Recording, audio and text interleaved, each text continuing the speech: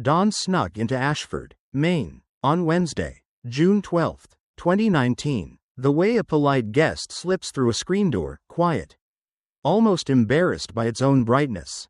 Pink mist lifted off the Kennebec River, turning the factory brick skyline a shy shade of rose. Sparrows quarreled in the gutters over breakfast crumbs, and 80-year-old Thomas Whitaker stood at the kitchen sink, spooning Folgers into a dented percolator like a man performing holy ritual.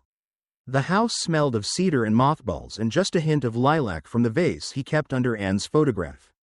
6 months had passed since a silent heart attack carried his wife away while she napped beside the Christmas tree. Yet Tom still poured 2 mugs each morning, one for himself, one cooling gently at the empty place across the table.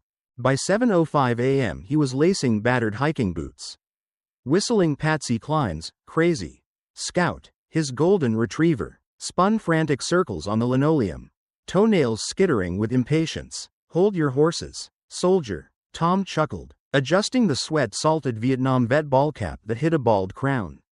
He grabbed a brown paper sack, dropped in 2 whoopie pies from Otter Creek Market, and scribbled, "For Annie," on the outside, though there was no one left to read the note but him. The sky had cleared to an improbable blue by the time the red, '98 Ford Ranger rattled onto Willow Street. Neighbor kids, loosed from school for summer, were chalking hopscotch grids on the sidewalk. They paused to wave because Tom always waved first. He tipped his cap, feeling a familiar warmth in his chest. Belonging. If grief was a winter gale, mornings like this were the first cardinals of spring. Proof that something bright still dared to sing. 7 minutes later he eased the pickup over the Iron Truss Bridge, actually cedar plank since the 1970s. But Ashford folks hated retiring old names. The Kennebec glistened under the beams as though glazed.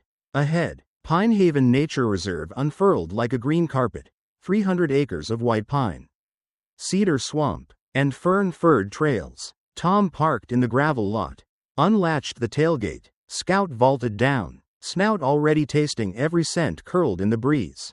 Tom pocketed the leash. Out here, leashes felt as silly as umbrellas in July. He chose the fern loop, a half-mile arc tracing the riverbank, and walked at Scout's pace, which meant slow enough to let the dog investigate every moss-dark stump yet steady enough to keep arthritic hips from locking. Sunlight filtered through needles, stenciling gold bars across the path. Somewhere upstream a loon cried, the sound at once lonely and content. Tom inhaled the damp pine and allowed himself to think, just for a second, that maybe he could make it another year without Anne after all. He didn't see the figure watching from behind a deadfall 30 yards ahead, bare feet slipping in cheap rubber flip-flops. Gray t-shirt clinging to a lean torso despite the cool. Blank eyes tracking Scout's wagging tail like crosshairs. Blank. Underscore. Blank.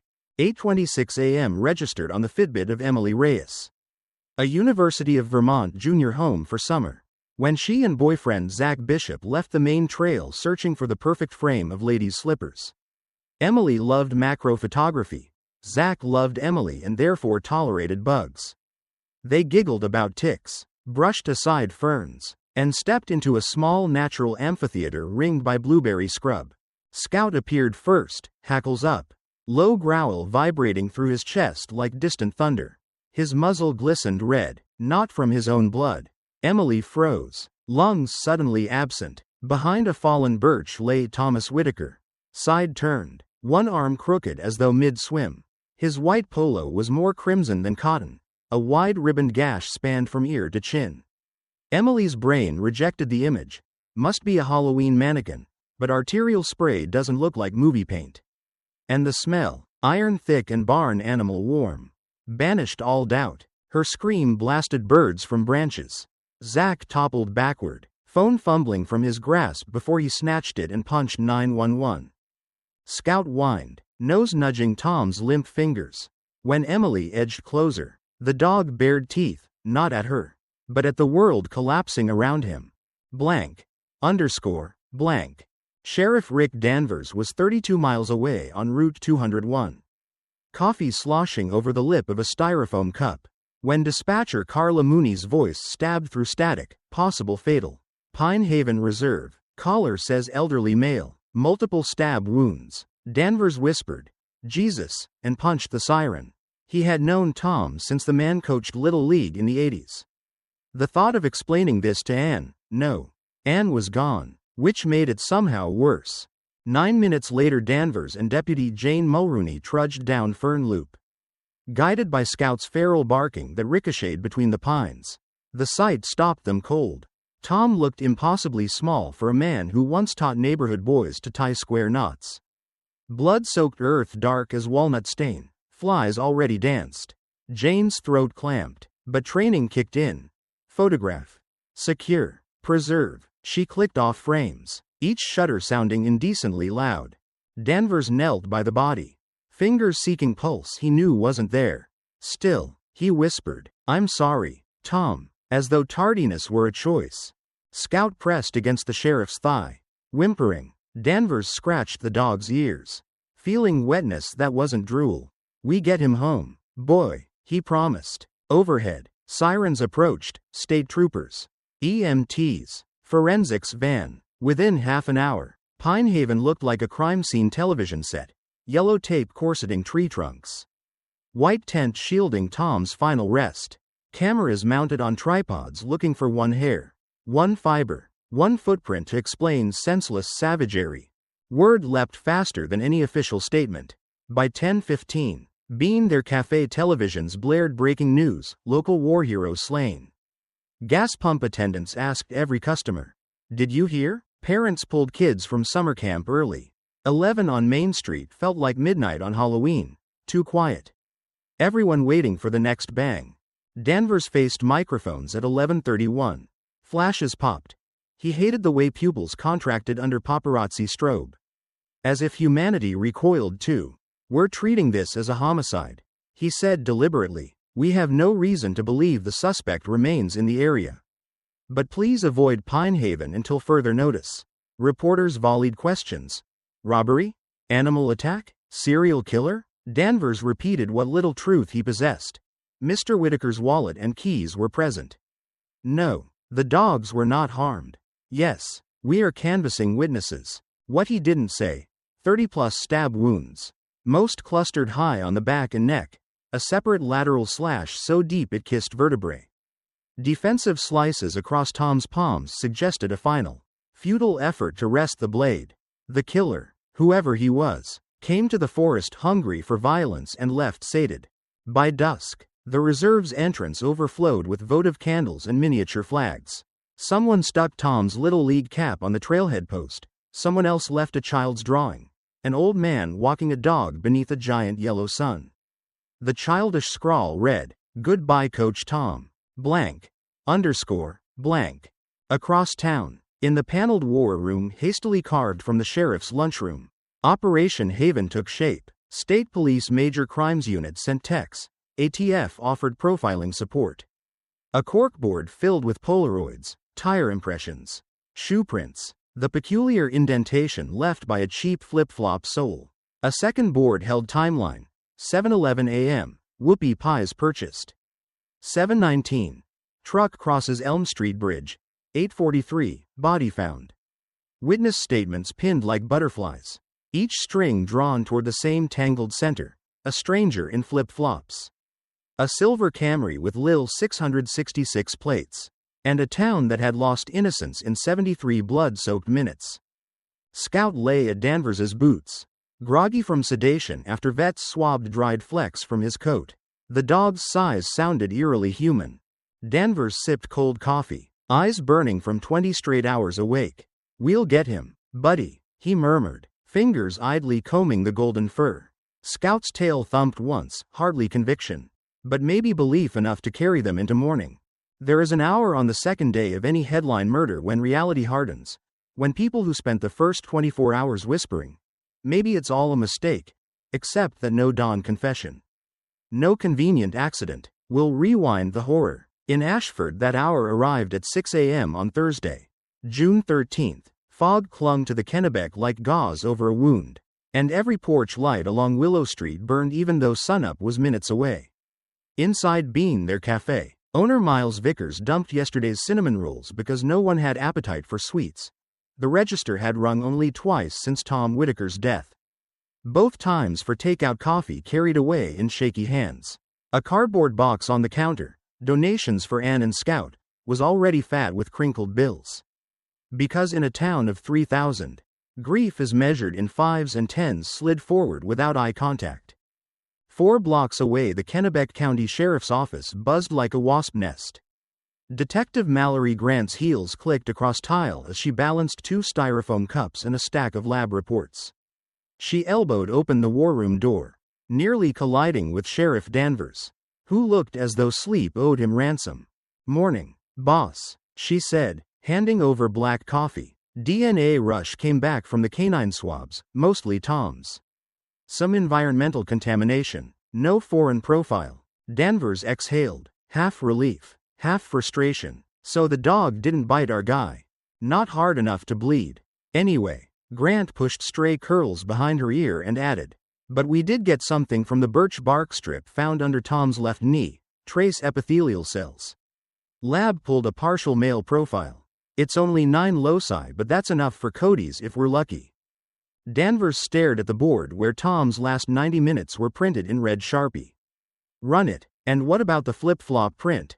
Size 11. Cheap rubber sole sold at Walmart under the Shore Step brand.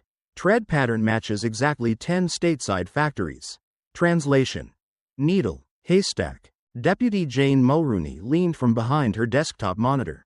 "Except Shorestep's Maine distributor ships only 6 pallets a summer to the coastal stores. I pulled inventory. Ashford Walmart got 48 pairs of size 11 last month.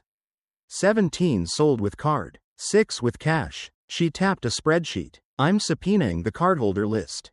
Danvers allowed himself a thin smile.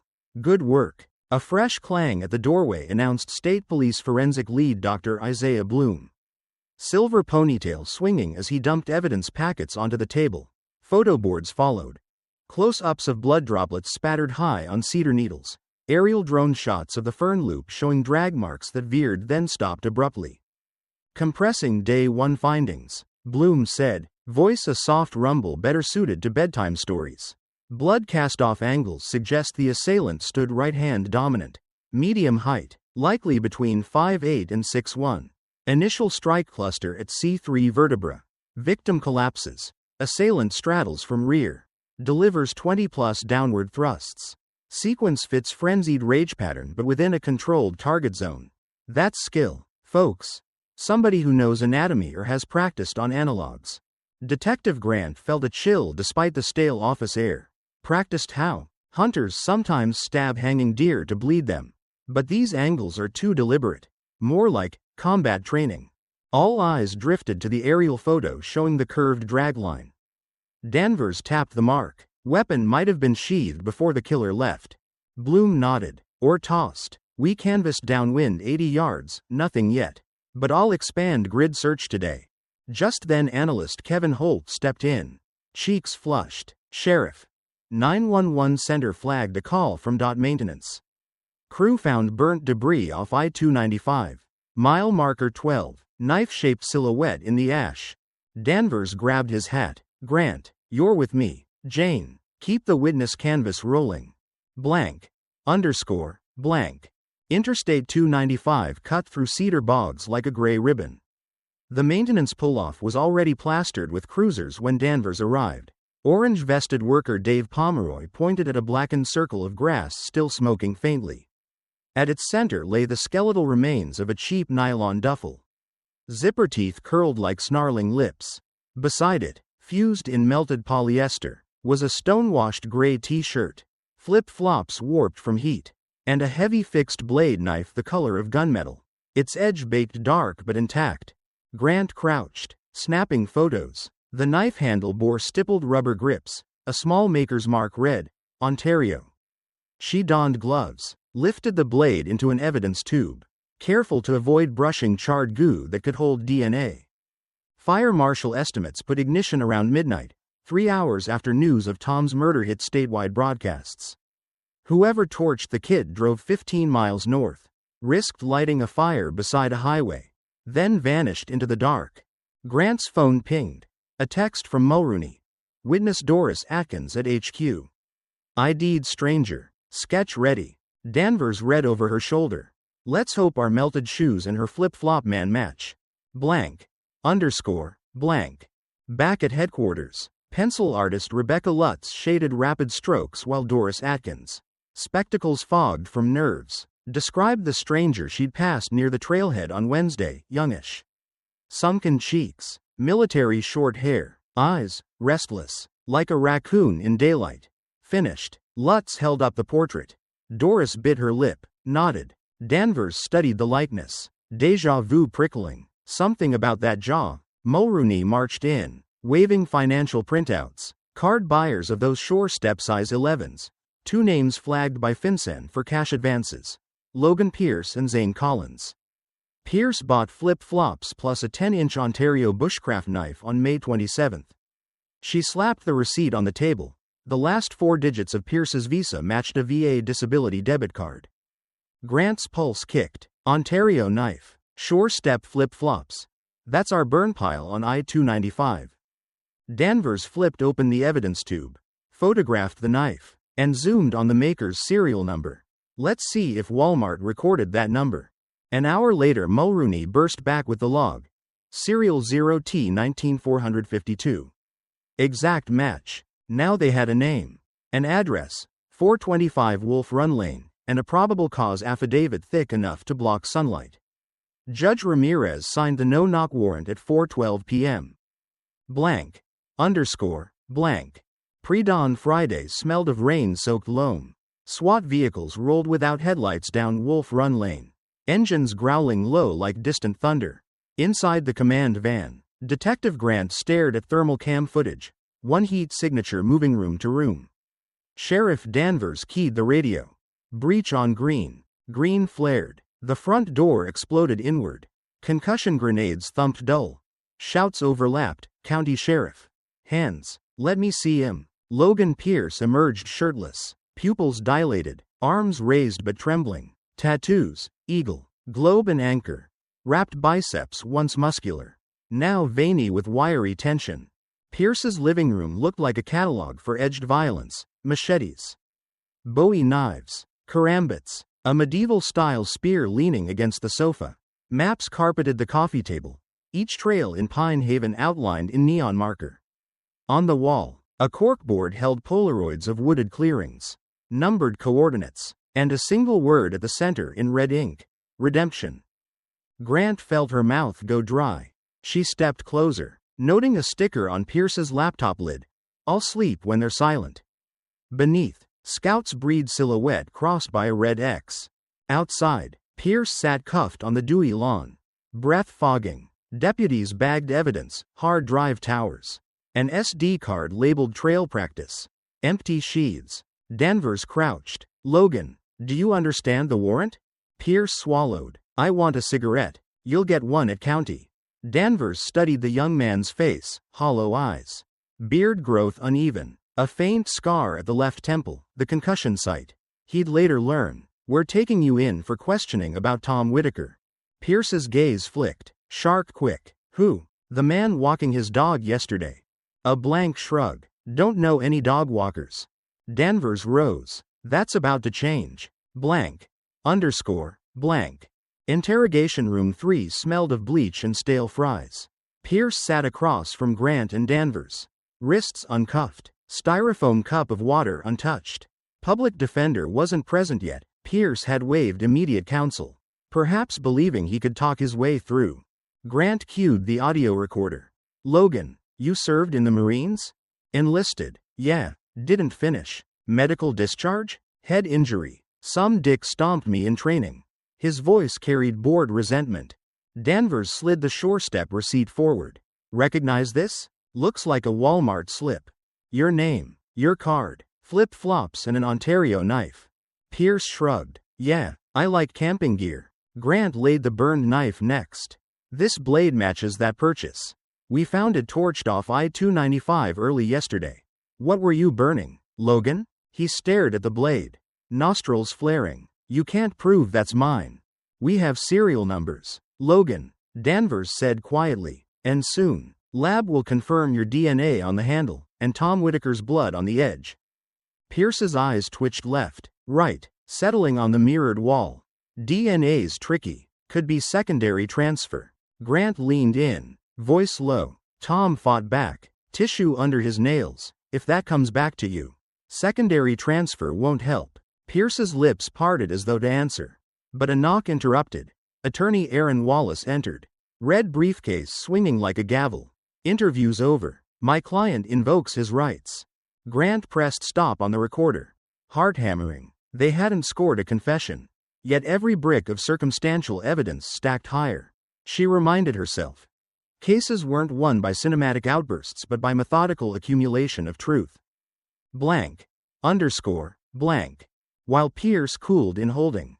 Analysts deep dove his electronics. The trail practice SD card contained 8 GoPro clips. Grant watched the first. The camera mounts chest level. Lurching through Pine Haven at sunrise weeks earlier. Breath rasps behind the mic. The lens tilts toward river bends.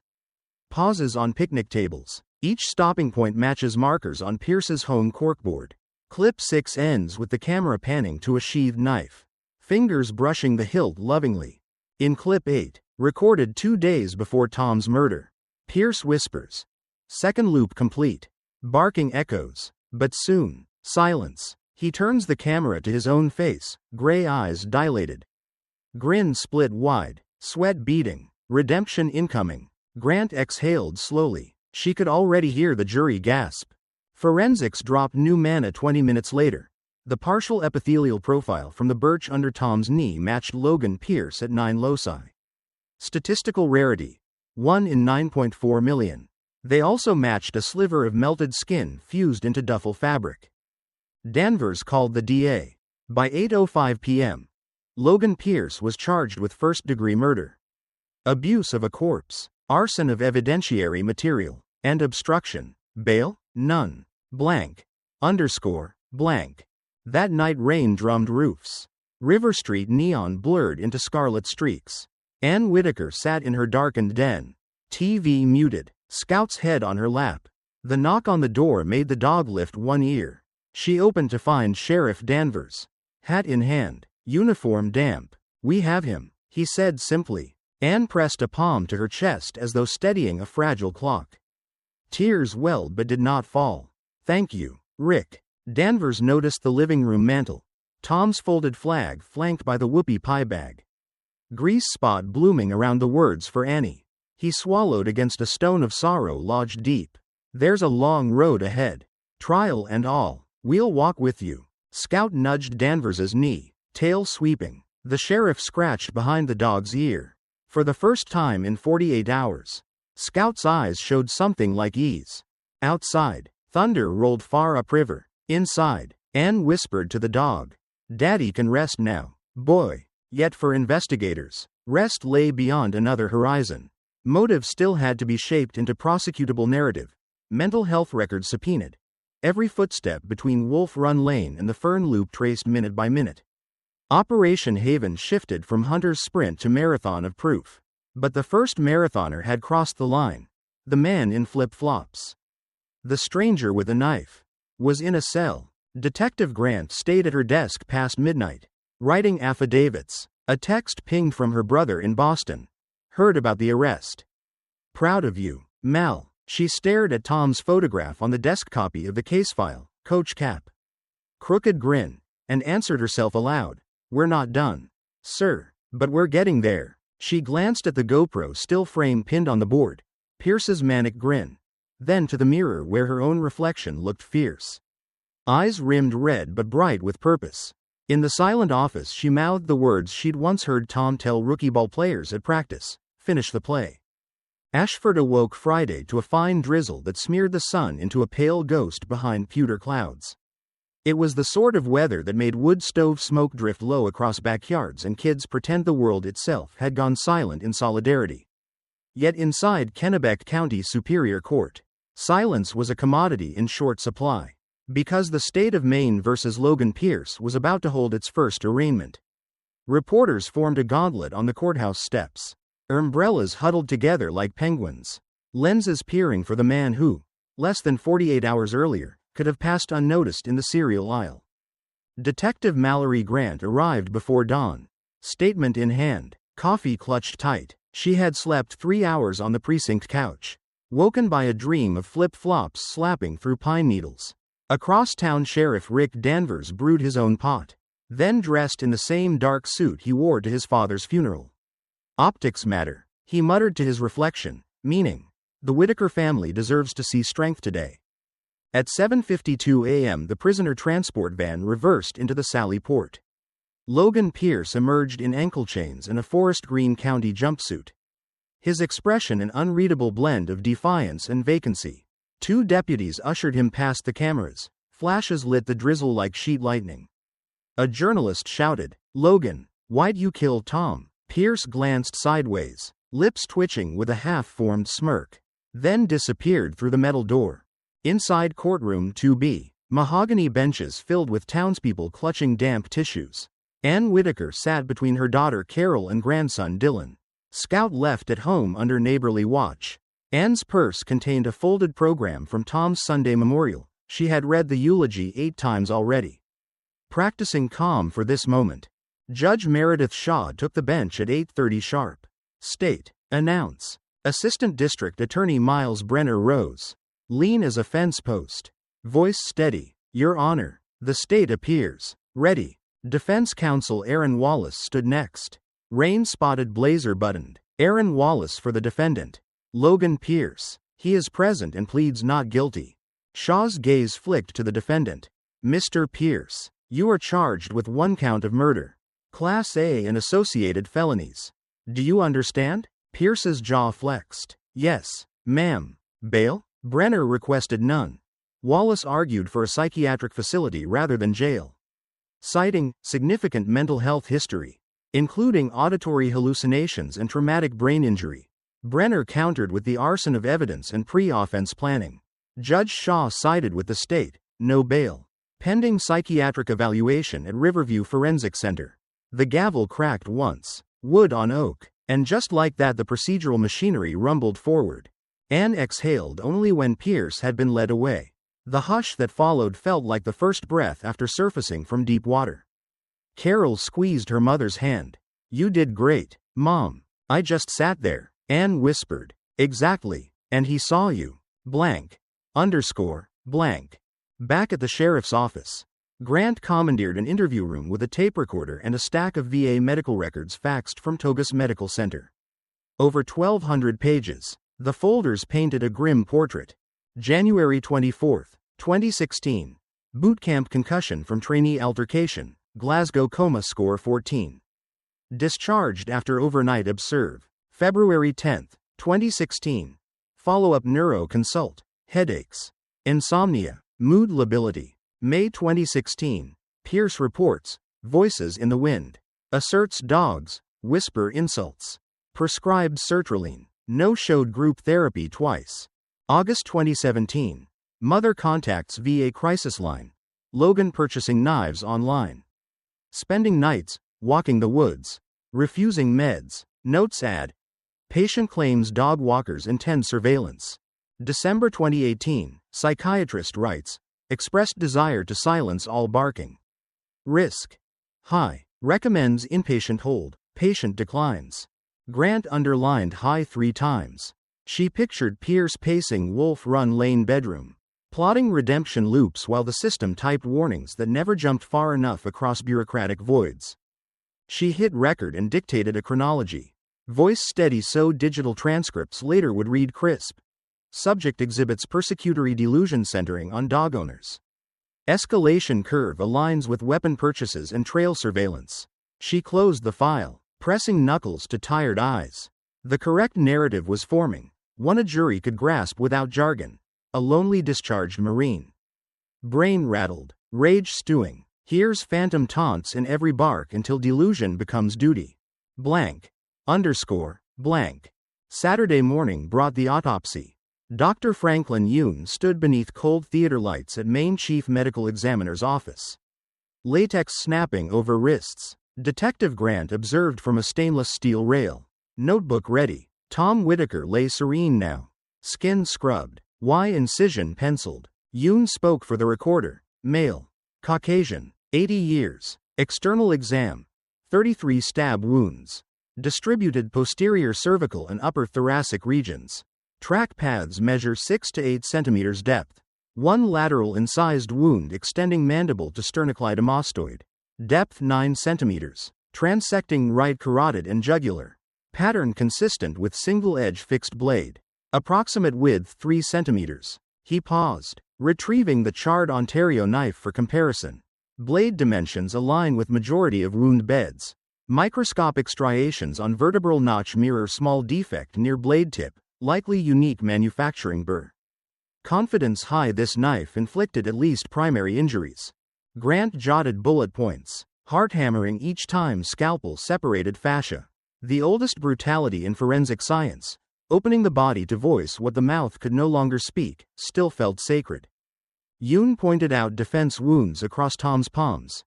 Victim attempted to grasp blade more than once. He was standing for first series. Then fell forward, abrasions on knees confirm. Indicates fight lasted several seconds. Possibly up to half a minute. 30 seconds of hell, Grant thought, and an entire town bled sorrow ever since. Blank.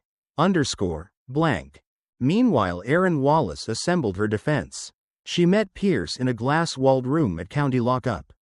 A forensic psychologist, Dr. Dana Crowell, attended. Pierce slumped, cuffed to floor bolts. Wallace began. Logan, we need to discuss strategy. The state has DNA. Weapon match. Recorded statements. An insanity plea requires proving you couldn't appreciate the wrongfulness of your actions. Pierce watched dust motes swirl. The old guy surprised me. That's not a defense. He was in the woods. Where they watch. Wallace's pen froze. Who's they? Pierce's eyes flicked above, crowded air vent. Maybe, or something no one else saw. Whispers. Always. Dr. Crowell whispered back to Wallace. We'll need a full competency eval. Pierce's lips lifted. Competent enough to know dogs laugh when you fail. Wallace closed the folder, pulse booming in her ears.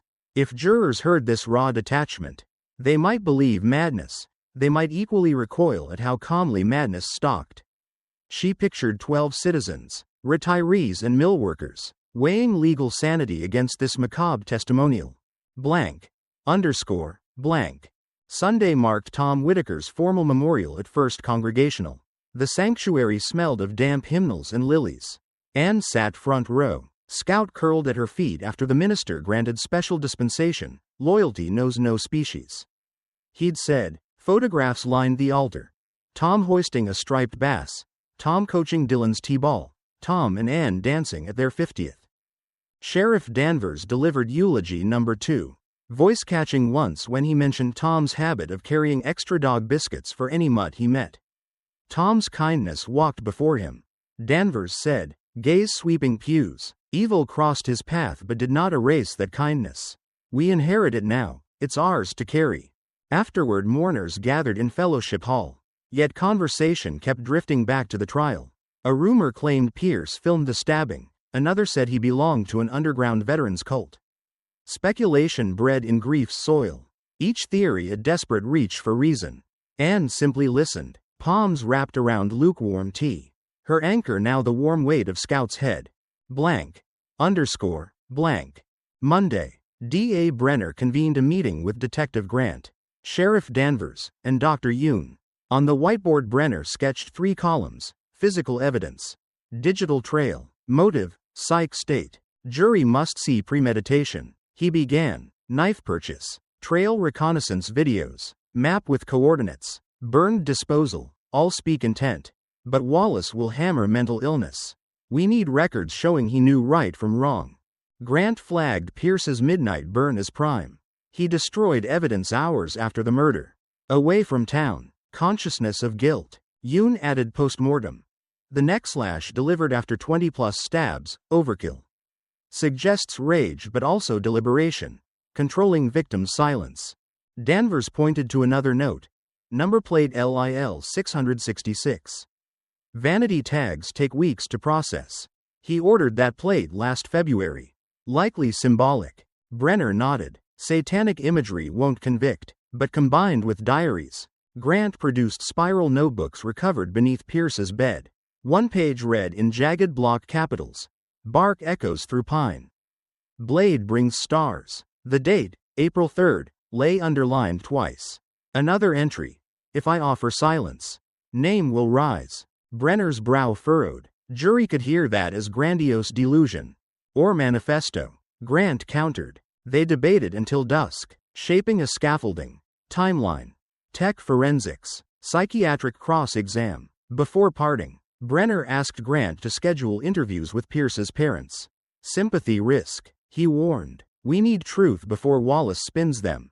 Blank. Blank. Tuesday. Grant drove 40 miles to coastal Lincolnville where Mark and Elise Pierce rented a clapboard cottage. The couple greeted her on the porch. Eyes ringed red. Inside, the living room overflowed with framed photos. Logan as Eagle Scout. Logan in prom tux. Logan in Marines dress blues. Grant noted the chronology paused after 2016. Elise poured coffee, hands trembling. He was gentle once. She began. Taught Sunday school. For heaven's sake. Deployment was his dream. Mark's gaze stayed on the window. Rain sheeting down the pane.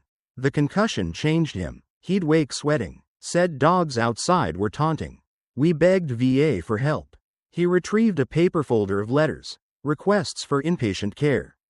Replies citing beds unavailable. One note from January 2019 chilled Grant. Patient threatens to make them listen. Underlined thrice by a nurse. Followed by an arrow to recommend risk review. No further action recorded. Elisa's voice cracked. They mailed us a pamphlet on mindfulness. Grant swallowed guilt, not hers but stretching across every crevice of the system. She asked about knives. Mark nodded. Showed up monthly, online parcels. He said collecting calmed him. Did you ever see him hurt animals? Elise flinched. A stray beagle once wandered our yard. Barking. Logan yelled for hours after. Next day the dog was gone.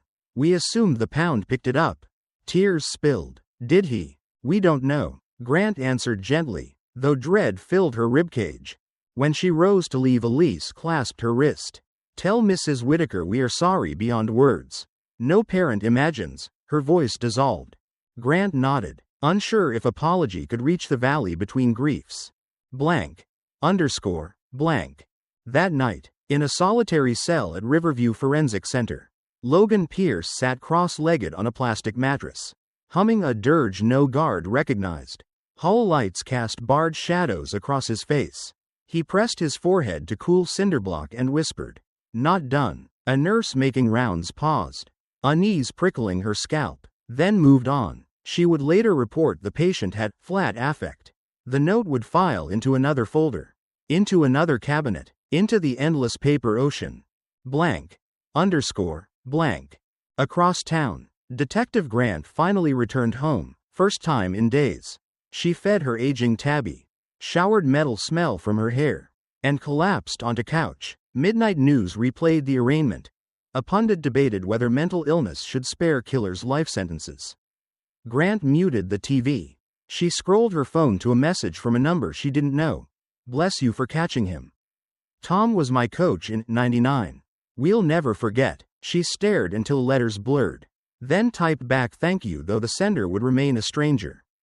She opened her notebook, wrote a single line before sleep claimed her. Finish the play. Wednesday ushered in Phase 2, Discovery.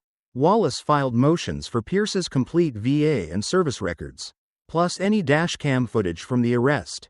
Brenner counter filed for psychiatric disclosures. Judge Shaw scheduled a competency hearing 6 weeks out. Media swarmed. National outlets camped outside Pine Haven, broadcasting B-roll under captions like Trail of Terror.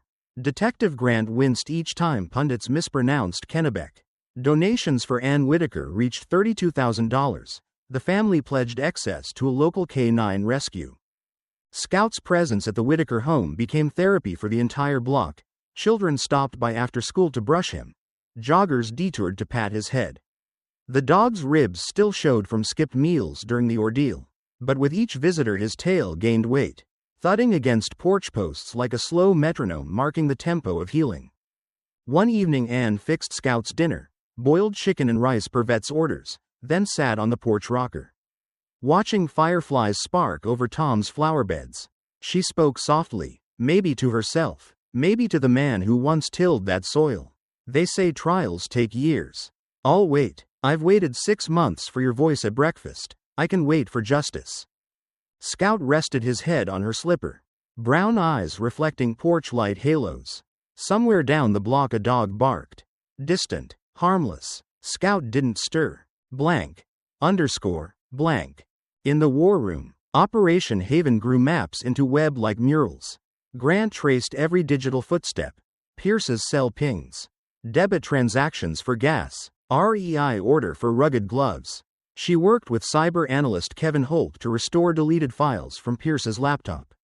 A hidden folder surfaced. 10 photographs date stamped 6 days before the murder. Each showed Pierce standing shirtless in his backyard, knife clenched, staring at the camera with a gaze so flat it seemed driven by remote control. In photo 8 he'd written across his chest in black marker, "I am the Echo." The same marker underlined a caption in the JPEG metadata. "Barks stop when we listen." Grant forwarded the images to Brenner. His reply came moments later, premeditation gift wrapped. Blank. Underscore. Blank. Late Thursday. Defense psychologist Dr. Dana Crowell sent her preliminary report. Subject experiences command hallucinations but retains capacity to understand illegality. Exhibits organized planning behaviors inconsistent with acute psychosis at time of offense. Wallace frowned. An insanity defense now teetered on shaky ground. She considered pivoting to extreme emotional disturbance, a lesser charge, but that still required persuading a jury the rage was uncontrollable rather than cultivated. Images of Marker Inc. slogans would shred such a claim. She closed her laptop, palms over tired eyes. Sometimes the law tasked you with impossible salvations, still. She must try. Blank. Underscore. Blank. The week closed with another press briefing. Sheriff Danvers stood on the courthouse lawn. Dais flanked by Grant and Brenner. Cameras clicked. Danvers spoke. Evidence collection phase nears completion. We located the murder weapon, linked it to the suspect by DNA, and confirmed pre-offense planning through electronic records. Our thoughts remain with the Whitaker family as proceedings advance. A reporter asked, "Sheriff, what about systemic failures in mental health care?" Danvers paused. "There is a conversation to be had about resources and warning signs. That conversation will happen. But today, we focus on accountability for the crime." When the cluster dispersed, Grant lingered at the back edge of the lawn. She watched clouds shred to reveal a slice of blue above the steeple. For the first time since June 12th, sunshine touched the courthouse bricks. She tilted her face upward, feeling its tentative warmth, and silently promised Tom Whitaker that the play was still in motion. The inning far from over, but his team was holding the field. The sun slipped behind clouds again, yet the air retained a hint of heat, like breath on a chilled hand, proof that light, once offered, leaves memory glowing even after it's gone. July 4th festivities in Ashford usually meant lawn chairs along the riverbank, kids waving sparklers, and the volunteer fire department barge launching patriotic salvos over the Kennebec. This summer the barge still boomed, but instead of cheers the echoes drifted over a town that felt strangely reluctant to celebrate. On Willow Street the Whitaker porch light remained off. Anne had boxed Tom's stash of red, white, and blue bunting, unwilling to string colors that reminded her of folded flags and bugle calls. Detective Mallory Grant did attend the fireworks, strictly as reconnaissance. Crowds breed rumors, and rumors sometimes hide witnesses. She worked the throng in plain jeans, badge clipped to belt, answering quiet questions. Yes. The weapon was found. Yes. The suspect was in custody. No. There was no evidence of an accomplice. Still, several townsfolk asked the same thing. Are we safe on the trails again? Grant's rehearsed answer, "We believe so," never felt sturdy enough. By dawn the next morning she sat in a cramped cubicle at the Maine State Police Cyber Lab rewatching dash cam from patrol cars posted near Pine Haven hours after the murder. One particular frame, time stamped 11:06 a.m., showed a silver Toyota Camry gliding north on County 5. Canted sunlight flashed across the windshield, but zoom revealed a silhouette, driver's head stiffly forward, right hand on the wheel, left elbow pushed down as though bracing something on the seat.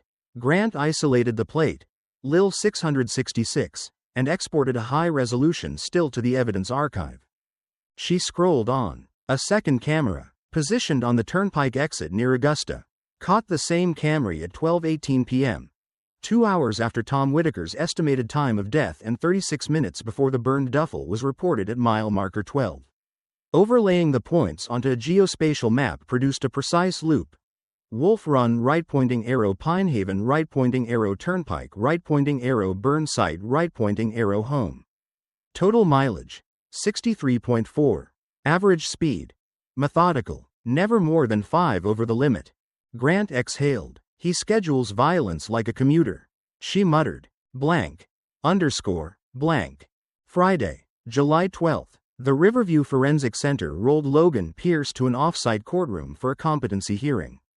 He wore county khaki, wrists chained, but his posture suggested casual boredom, chin lifted, eyes roving light fixtures as though measuring lumen output. Dr. Dana Crowell sat beside defense counsel Aaron Wallace. Thick report open. Judge Meredith Shaw invited testimony.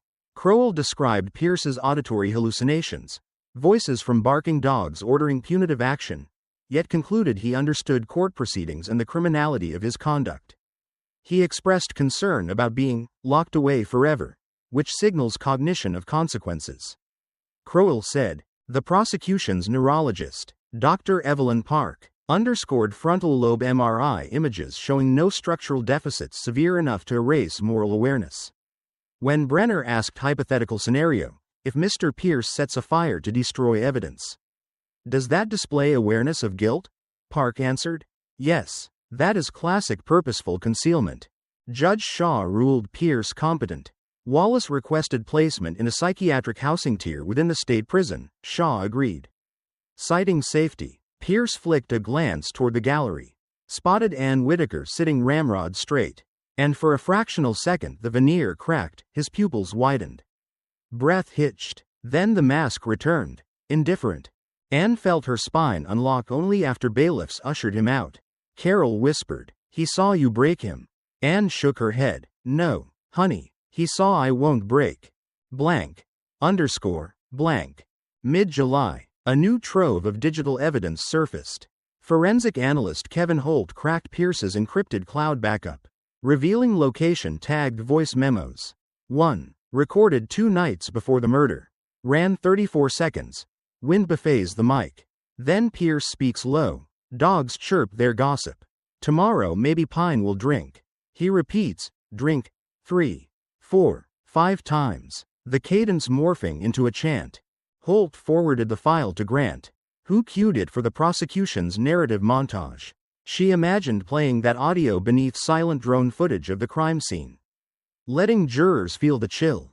Brenner loved the concept but warned, splice sparingly, we don't want theatrics. Meanwhile, defense counsel Wallace braced for trial by combing the same evidence for anything remotely mitigating. In a garage folder she found a 2017 psychiatric intake where Pierce begged for inpatient care. Writing, I can't stop the thoughts. I'm afraid I'll hurt someone. The request had been stamped waitlist, beds full. Wallace highlighted the line, perhaps a single juror might see tragedy rather than pure malevolence. She placed the intake in her mercy binder. Blank. Underscore. Blank. Late July, Ashford Town Council voted unanimously to rename the Fern Loop footbridge, Whitaker Crossing.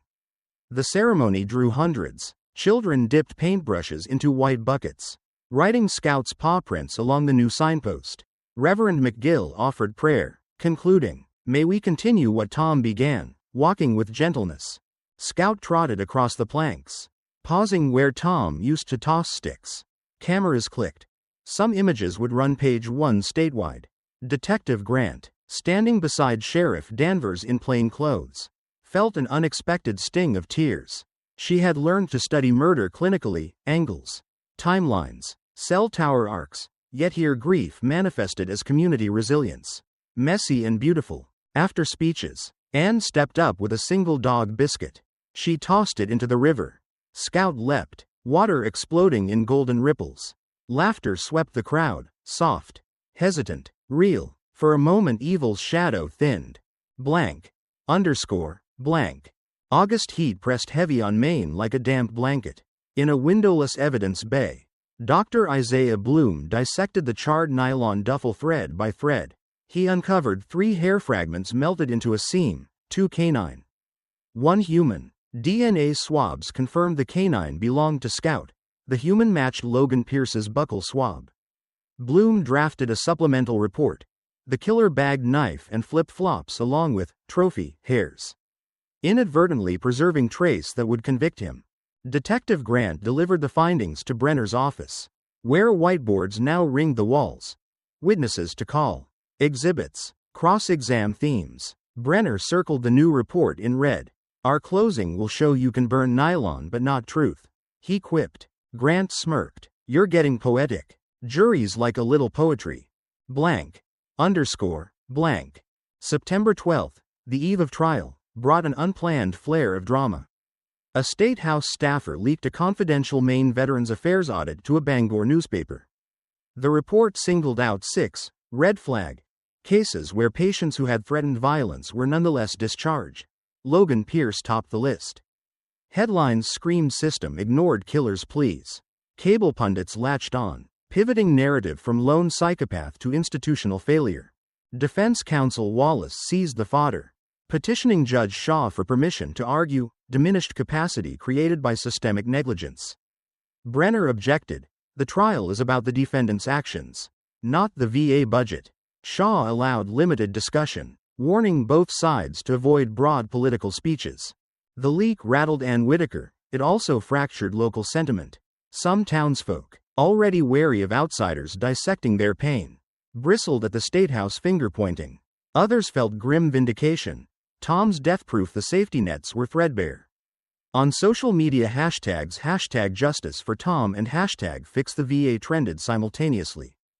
Grant monitored the chatter but kept her focus on courtroom choreography. She prepped Doris Atkins, Kevin Doucette, and Trooper Colleen Avery, rehearsing testimony until timelines locked like dovetail joints. She emailed Ann the anticipated trial schedule and ride offers. Ann replied, "I'll drive myself. Tom taught me clutch control." Grant smiled at the screen. Blank. September 16, 2019. Dawned crisp. Maple leaves already flirting with crimson edges. Jury selection convened beneath bright skylights in courtroom 2B. Brenner's voir dire questions probed attitudes toward mental illness, hunting knives, and whether dogs were family. One retired machinist wiped tears at the mention of Scout. Wallace used a peremptory strike. By late afternoon 8 women and 4 men filled the box, teachers, a trucker, a hospital billing clerk, 2 retirees, a part-time college librarian. Judge Shaw issued instructions. Trial would open Monday the 23rd. Pierce sat expressionless throughout, but when deputies escorted him back to the holding cell he muttered, 12 pairs of eyes. Dogs have more. The bailiff recorded the statement. Blank. On the first day of testimony, Brenner projected drone footage of Fern Loop onto a 30-foot screen. The aerial view glided over evergreen canopy before dropping to the blood-stained clearing. Jurors leaned forward, silent. Then Brenner played the 911 audio, Emily Reyes's breathy panic, Zach Bishop's trembling words, Scout's haunting bark. Some jurors flinched, one dabbed at tears. Wallace objected to undue emotional influence, but Shaw overruled. Context is necessary. Next came forensic cascade. Dr. Bloom on knife matches, Dr. Yoon on wound patterns, Analyst Holt on cell tower loops. Each piece clicked another notch in the puzzle. Defense cross-exams aimed to emphasize psychosis. Doctor, can rage under delusion appear organized? Bloom conceded possible but rare. Wallace pressed Yoon on whether multiple stab wounds could reflect loss of control. Yoon countered that the neck slash, executed after incapacitation, indicated purposeful overkill. Day 3 featured the GoPro footage. Gasps rippled when Pierce's face filled the frame. Eyes wild, whispering. Second loop complete. Barking echoes. But soon, silence. Wallace objected again. Shaw allowed limited play. Pierce watched himself on screen, smirking slightly, as though proud of the foreshadowing. Day 4 brought witness Doris Atkins. She identified Pierce as the flip-flop stranger she passed on the trail. Wallace questioned her memory acuity under stress. Doris, voice steady, replied, "Ma'am, I've spent 50 years teaching geometry. Faces are easier than proofs." Laughter cracked tension. The jury smiled with her. Kevin Doucette described the idling Camry, engine running. Driver's door open like he was deciding to flee or burn something. His plainspoken sincerity resonated. Finally, day 5. Ann Whitaker.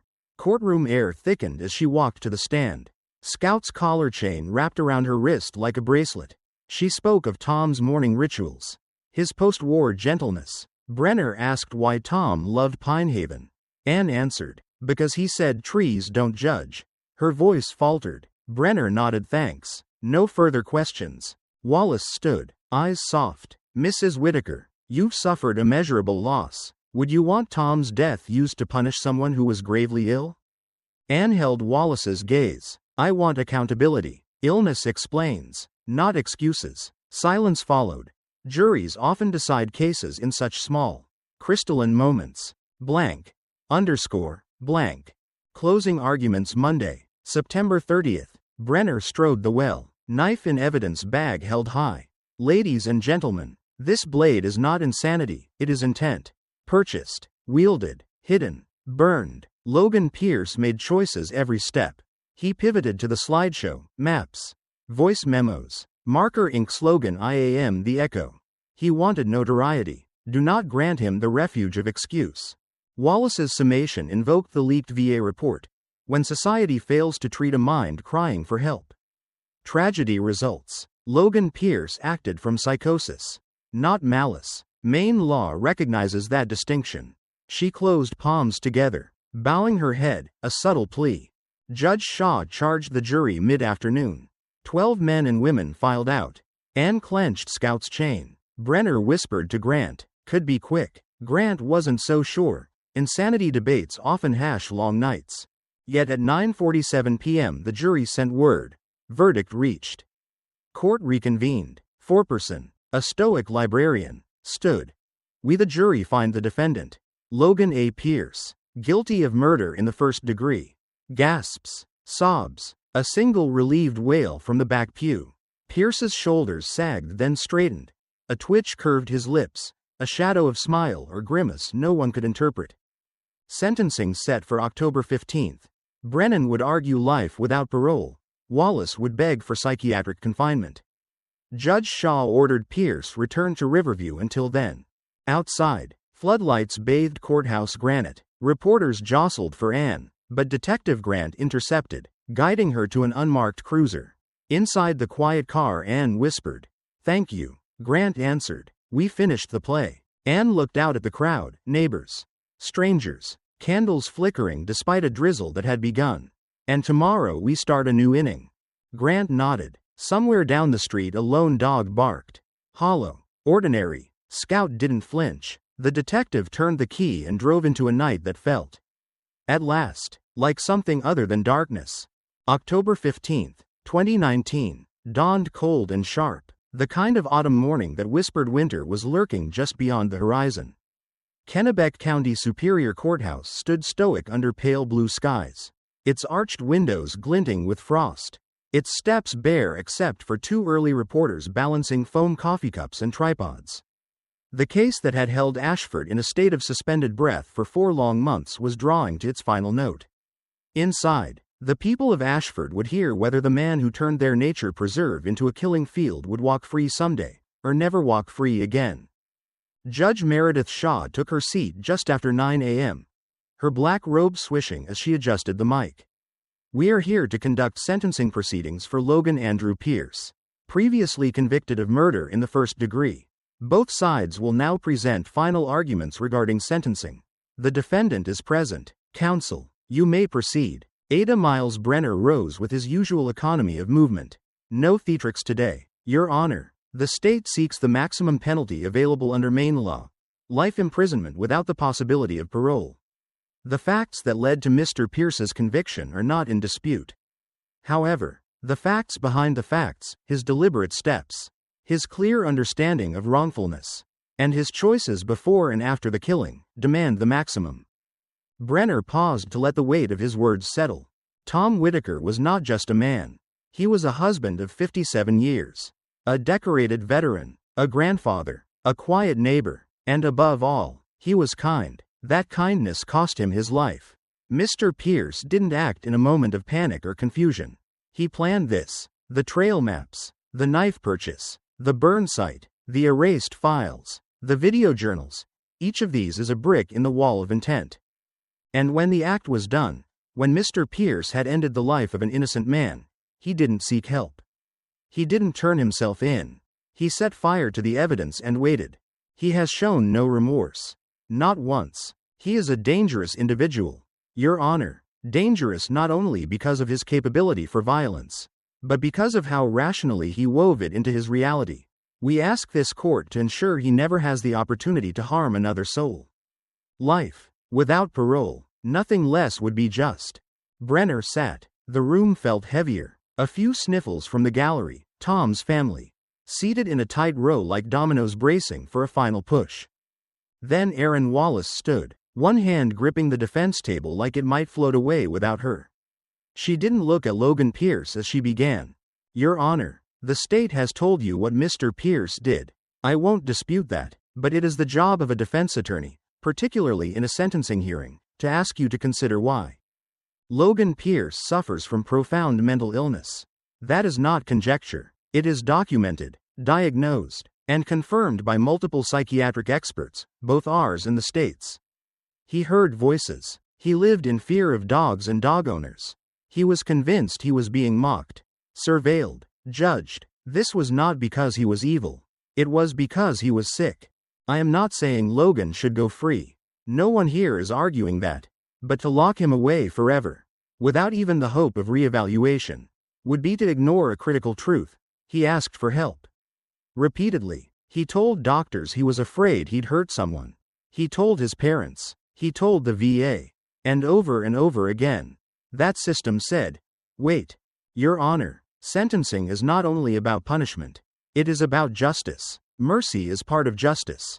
And so, we ask for the possibility of parole. And for Mr. Pierce to serve his sentence in a secure psychiatric facility, not in general population. She sat. Judge Shaw folded her hands. Then she turned to Logan Pierce. Mr. Pierce, you may speak if you wish.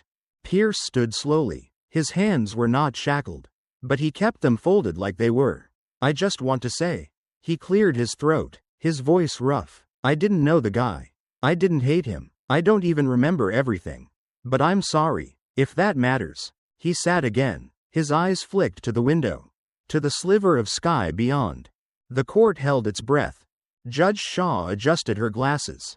Logan Andrew Pierce, she began. This court has heard all the arguments, reviewed all the evaluations, and studied all the evidence. There is no question that you suffer from serious mental health issues. There is also no question that you knew, at the time, that what you were doing was wrong. You chose isolation, you chose fantasy, you chose violence, and you chose Tom Whitaker. He never chose you. You took a life, not in a fit of passion, not under immediate threat, but as a culmination of your internal narrative. That makes you not just dangerous, Mr. Pierce. It makes you terrifying. For that reason, I sentence you to life in prison without the possibility of parole. Gasps rippled from the gallery. Pierce blinked. No reaction. Shaw continued. You will be remanded to the Maine State Prison Psychiatric Unit for a probationary period not to exceed 1 year. Thereafter, you will be transferred to general population unless otherwise recommended by a court-approved psychiatric board. This sentence is final. Gavel strike. Echo. Logan Pierce was led away. Blank. Blank. Afterward, the Whitaker family gathered outside beneath golden leaves. Reporters called questions, but Anne ignored them. She knelt beside Scout, who wagged as if understanding what everyone else still struggled to process. He's gone, Carol whispered. He's caged. Anne corrected softly. Tom's free. They walked together toward the parking lot. Grant met them halfway. You were brave, she told Anne. So were you. Anne replied. So was Scout. Scout barked once, as if agreeing. Blank. blank. The story dominated news for another week, then faded beneath impeachment hearings, hurricanes, the next tragedy. But in Ashford, the impact remained visible. Pine Haven Nature Reserve installed a permanent plaque at the Fern Loop trailhead. In memory of Thomas Whitaker, friend, veteran, walker of peaceful paths. Next to it, a small brass paw print. Grant attended the unveiling. She'd taken a promotion to the state major crimes unit. But Ashford still felt like home. She stood back and watched as hikers passed, some pausing to read the plaque, others moving quietly on. One little boy leaned down and touched the paw print. "Who was Scout?" he asked. His mother knelt beside him. "He was the one who stayed. Blank. Underscore. Blank." Back at headquarters, Grant boxed her files, over 200 pages of reports, photos, maps. She lingered over a sticky note from early in the investigation. "Finish the play." She placed it on the inside cover of the final binder. Then she closed the box and walked into her next case. October waned. Frost crept down the windowpanes of Ashford like a quiet warning. With Logan Pierce sentenced and caged, the town began inching back toward a version of peace. But for those closest to the case, closure wasn't a door that clicked shut. It was a slow, silent walk through long halls, one step at a time. Detective Mallory Grant returned to Portland, where the Major Crimes Unit handed her a new double homicide before she'd even unpacked her boxes. But Tom Whitaker's photo still sat at the back of her desk drawer. Tucked beside her badge number scrawled in Tom's hand from an old neighborhood fundraiser. The case had changed her, not in the way TV dramas promised, but in quiet, daily moments. She found herself watching people more closely, pausing a little longer before sleep, carrying a flashlight on her own morning jogs. Back in Ashford, Ann Whitaker found the quiet of her house growing heavier. Mornings, she still poured 2 cups of coffee. Old habits, like grief, didn't leave on schedule. Scout paced less. He no longer whined in his sleep. But every afternoon at 4 o'clock, the hour Tom used to throw the tennis ball, he would sit by the front door and wait. One Tuesday, Carol stopped by with groceries. Anne was halfway through organizing the spice rack alphabetically when Carol gently took the cumin from her hand and said, "Why don't we take a walk?" They went to Pine Haven. The leaves had turned fully by now. A mosaic of amber and crimson blanketed the trail. Fern Loop was quiet, no crime scene tape, no troopers, just wind, rustling. Scout sniffed at a cedar trunk, paused, then trotted ahead. Anne followed slowly, her hand trailing the wooden rail of the newly christened Whitaker crossing. At its center, she stopped, closed her eyes, let the river's whisper drown the ache in her chest. He used to say this was the one place he could hear himself think. She murmured. Carol nodded. "He'd be proud of how strong you've been." Anne smiled faintly. "I'm just trying to finish what he started." That night, she wrote in her journal, "Today, I crossed the bridge, really crossed it, blank, underscore, blank." A week later, the Maine Department of Health and Human Services released its long-awaited review of the Riverview Forensic Center and the VA interactions leading up to Pierce's release. The 61-page report was damning. It concluded that Logan Pierce had been discharged too soon, with inadequate follow-up, and that critical warnings, specifically his own statements expressing homicidal ideation, had been buried in bureaucracy. One note stood out. Patient remains a credible risk to the community if untreated. Recommend immediate review. That review never happened. The report ignited statewide outrage. Editorials appeared in every paper, calling for reform, funding, and firings. Ashford became the poster town for systemic failure. But while lawmakers pointed fingers and promised hearings, Anne received a letter, typed, short, official letterhead. "Dear Mrs. Whitaker, we extend our deepest sympathies and our sincere apologies for the failures that contributed to the loss of your husband, Thomas. We are conducting a full internal review and pledge to institute significant reforms. Respectfully, Maine Department of Health and Human Services." She held the letter in her lap, staring at the words. Then she stood, walked to the kitchen, and placed it in the drawer beneath the sink, the one reserved for coupons, expired warranties, and things that never really mattered. Blank.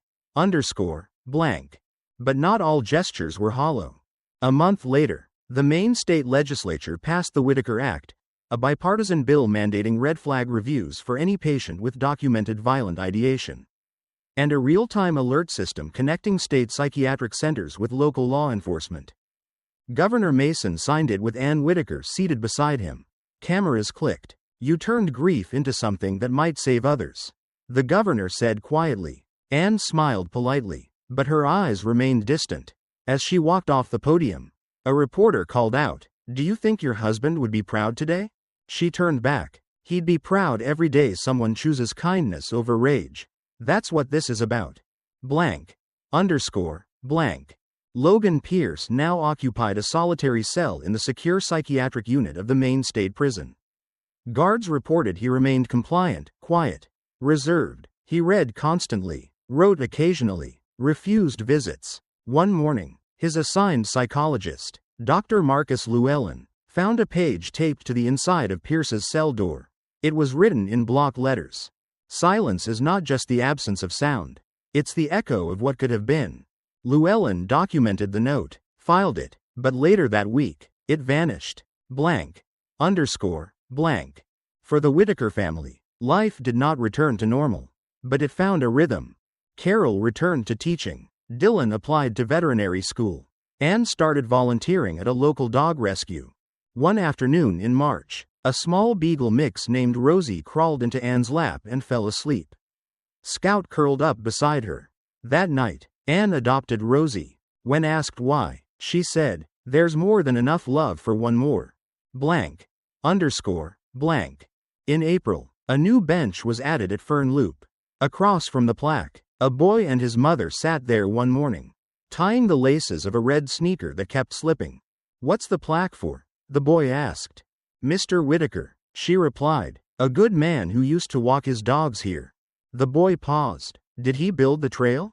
"No," she said, "but he made it feel safe."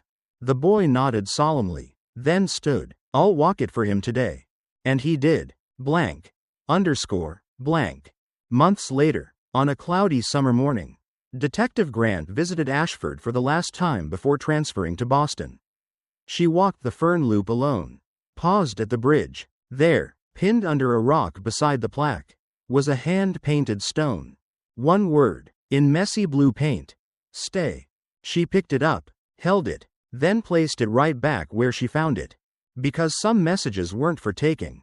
They were for remembering. A year passed. Then too, Ashford grew a little older. As small towns do. One shuttered bakery.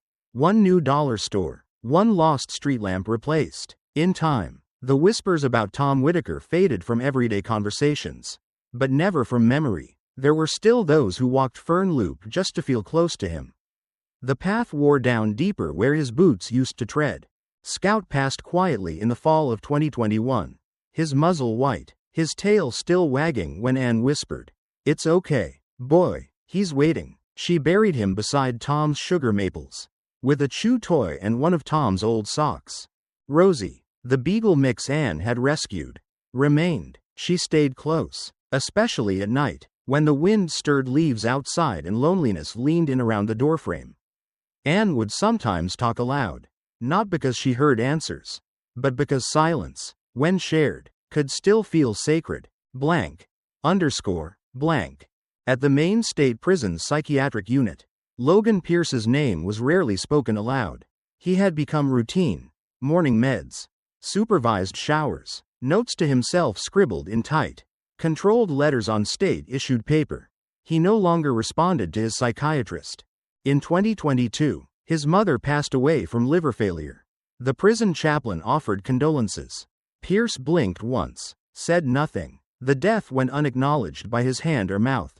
But 3 nights later, guards found a drawing slipped under the locked cell door, an outline of 2 trees. One tall, one small, connected by an arc that looked like a leash.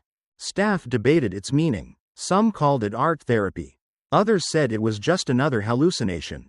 Dr. Llewellyn, his assigned psychologist, added a single note to his case file: "Still hears them. Still believes the barking never stops." Blank. Underscore. Blank. The Whitaker Act proved more than symbolic.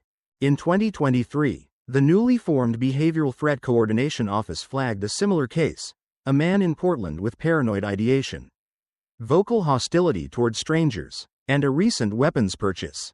Because of the law, the alert triggered an emergency psychiatric hold. The man was evaluated, stabilized, and eventually committed. No one was hurt. The media never made much of it. It was just one saved life in a list no one tracks. But Anne saw the article. She clipped it and tucked it into Tom's scrapbook. Between photos of their trip to Acadia and a letter Tom once wrote her from Vietnam. When I get back, I just want peace. I want us. I want the kind of life where the loudest sound is our dog's bark. She read that line and closed the book. Then she made tea. She had finally started reading again, mystery novels. Mostly, but the endings didn't scare her anymore. Blank. Underscore. Blank. One July morning, a group of 6th graders arrived at Pine Haven as part of a summer environmental program. Their instructor, a young man named Trey, explained the flora, the ecosystem, the way lichen could predict air quality. They reached the Fern Loop Bridge. He stopped the group, pointed to the bronze plaque. This is Whitaker Crossing, he said, named for a local man who walked this path every day. He loved dogs, loved peace. He died here, but that's not why this spot is famous. The kids blinked. One girl raised her hand. Why then? Trey smiled. Because people decided not to let his death be the end of the story. They changed laws, saved lives, made sure people like him wouldn't be forgotten. He paused. Also, he had a dog named Scout, who became the town's hero. The kids giggled. A few knelt beside the plaque, tracing the small paw print. One boy whispered, "Good boy." Then they crossed the bridge. Blank. Underscore. Blank. Inside the state archives, among hundreds of closed case files, sits the full investigation binder of Operation Haven.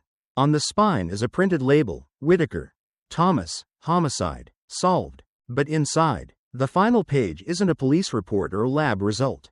It's a photo, taken by Detective Mallory Grant the week before she left Ashford for good. The image shows Fern Loop in morning light, sun through pines, river quiet beside it, and at the center, Scout, looking up at the sky, as if waiting for a sound only he can hear. Written in pen beneath the photo. We finished the play. Sometimes justice isn't a gavel or a sentence.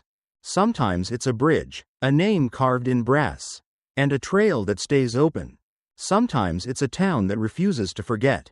Sometimes it's the silence that follows a tragedy, held, honored, and finally, healed. In the fall of 2024, on a day when the sky over Maine looked scraped clean by the wind, Anne Whitaker stood once more at the edge of the Fern Loop Trail.